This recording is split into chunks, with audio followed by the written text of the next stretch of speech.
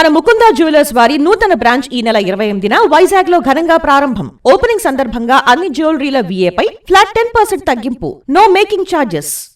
దాడులు ప్రతిదాడులతో పశ్చిమాసియాలో యుద్ధ వాతావరణం తీవ్ర రూపం దాల్చడంతో ఇరాన్ కీలక నిర్ణయం తీసుకుంది. ప్రపంచ చమురు రవాణాలో అత్యంత కీలకమైన హార్మూజ్ జలసంధిని పూర్తిగా మూసివేస్తున్నట్లు ప్రకటించింది. ఆ మార్గం గుండా ఏ నౌకైనా వెళ్లడానికి ప్రయత్నిస్తే తగలబెడతామని హెచ్చరించింది. ఇరాన్ రెవల్యూషనరీ గార్డ్ కోర్ నౌకాదళ సిబ్బంది ఆ పని చేస్తారని ఇరాన్ తెలిపింది. తాజా చర్యలతో ముడి చమురు ధరలు మరింతగా పెరిగే అవకాశం ఉందని నిపుణులు అంచనా వేస్తున్నారు.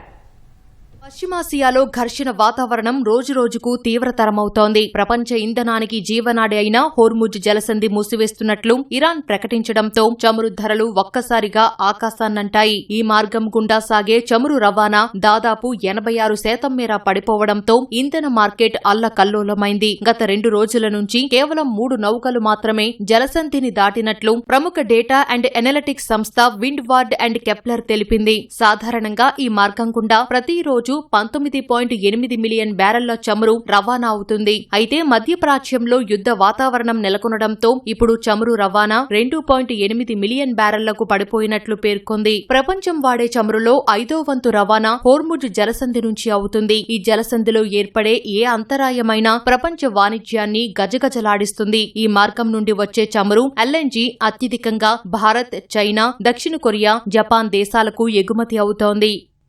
హోర్ముజ్ జలసంధిని మూసివేయడంతో సుమారు 700 ఆయిల్ ట్యాంకర్లు జలసంధికి ఇరువైపులా నిలిచిపోయాయి. ఇందులో 334 ముడి చమురు వాహక నౌకలు ఉన్నాయి. యుద్ధ భయంతో ఇన్సూరెన్స్ సంస్థలు ప్రీమియం కవరేజీ ధరలను విపరీతంగా పెంచేశాయి. దీని ఫలితంగా బ్రెంట్ క్రూడ్ ధర 10% పైగా ఎగబాకి $80లకు చేరుకుంది. అటు హోర్ముజ్ జలసంధి మార్గం నుంచి ఒక్క చుక్క చమురు కూడా దాటి వెళ్లదని ఇరాన్ హెచ్చరించింది. రాబోయే రోజుల్లో ముడి చమురు ధర $200లకు చేరుకునే అవకాశముంది. ఇరాన్ రివల్యూషనరీ గార్డ్ కోర్ తెలిపింది. ఇరాన్ జరిపిన దాడుల్లో సౌదీ అరేబియాకు చెందిన రస్ తనూరా చమురు శుద్ధి కేంద్రంతో పాటు ఖతార్ LNG ఉత్పత్తి ప్లాంట్లు దెబ్బతిన్నాయి. దీని ప్రభావంతో యూరప్లో గ్యాస్ ధరలు ఒక్కసారిగా 40% పైగా పెరిగాయి.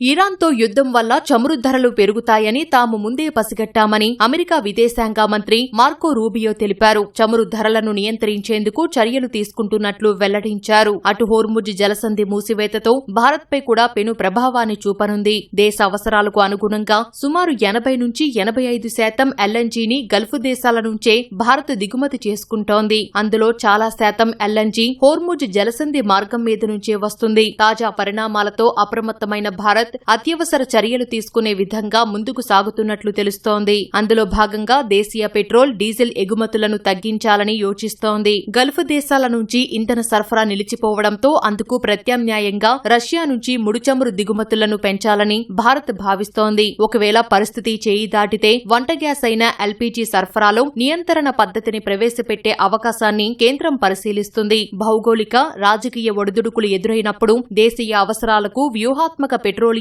నిల్వలు 74 రోజుల పాటు ఉన్నాయని కేంద్ర పెట్రోలియం శాఖ మంత్రి హర్దీప్ సింగ్ పురి గతంలో వెల్లడించారు. పశ్చిమాసియాలో ఉద్రిక్తతలు కొన్ని వారాల పాటు కొనసాగే అవకాశముందని అమెరికా అధ్యక్షుడు డొనాల్డ్ ట్రంప్ హెచ్చరించడంతో రాబోయే రోజుల్లో ప్రపంచవ్యాప్తంగా ఇంధన ధరలు మరింతగా పెరిగే అవకాశముందని నిపుణులు అభిప్రాయపడ్డారు.